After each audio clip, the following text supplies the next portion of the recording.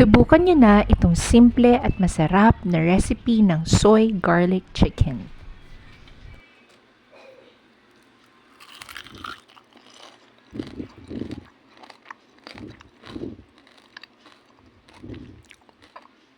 Umpisahan na natin sa pag-marinate ng ating chicken wings.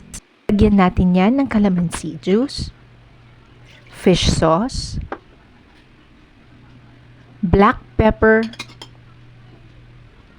at cornstarch. I-mix lang natin yan ng mabuti at siguraduhin malinis ang ating kamay or naka-gloves tayo bago natin gawin ito. Habang minamarinate natin ang chicken, gawin naman natin ang ating sauce. Sa isang saucepan, maglagay tayo ng soy sauce, sugar, at sesame oil. Mix lang natin yan ng mabuti hanggang matunaw ang ating sugar. Ngayon naman, maglagay tayo ng grated ginger at grated garlic. Tapos, haluin lang natin yan ng mabuti at hayaang mag-simmer. Pag okay na, set aside na natin ang ating sauce at iluto naman natin ang ating chicken.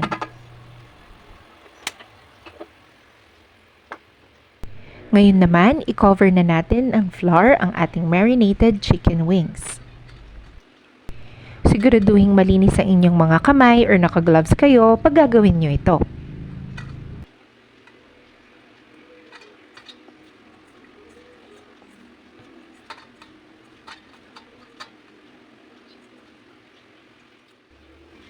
Ngayon naman, ipiprito na natin ang chicken wings. I-double fry natin ito para siguraduhin malutong ang ating chicken.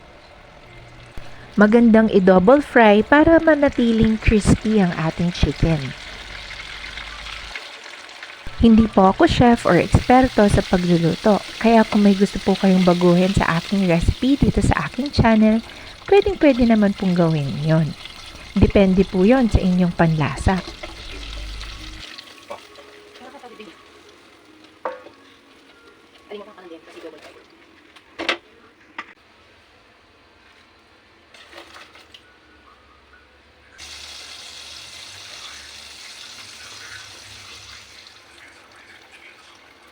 Ayan, tapos na ang pagdo-double fry natin ng chicken. Ngayon, pwede na natin ilagay ang ating sauce.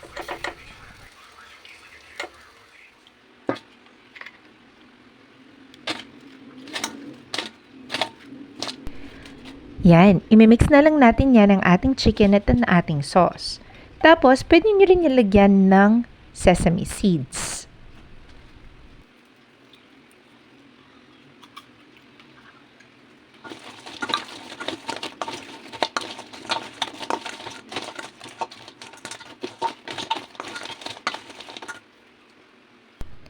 Tikman na natin.